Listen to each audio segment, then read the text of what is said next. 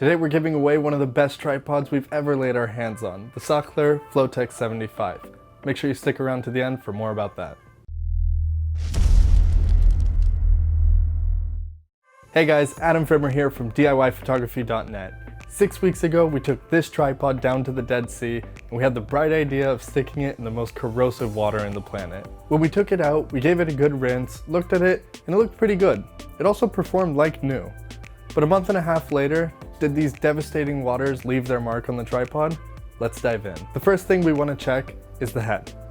As you can see, both axes are smooth, it still pans smoothly, and you can control the tension with almost no noticeable difference. The same goes for the tilt axis. It moves smoothly, and while the tension control works as buttery smooth as when we got it just from Sachtler. Next, let's take a look at the base. When we were covering Photo Plus, the tripod fell and the handle, which was one of our favorite features, broke. And it's not just the handle that broke, it's the whole thread that broke. Turns out we kind of missed unscrewing it and rinsing it from the inside. Finally, the legs. As expected, the carbon fiber really shows its colors here. The legs extend and retract as they did 6 weeks ago. We can kind of still feel the salt though. But I think over time, with washing it down more thoroughly and just pulling them in and out, it'll kind of go away.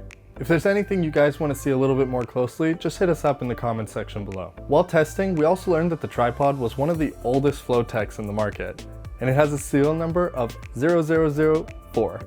Yep, this one's been around. We're giving one of these bad boys away. Not just the tripod, but an entire Sachtler Flowtech 75 ACE XL kit. Find out how you can win it in the description below.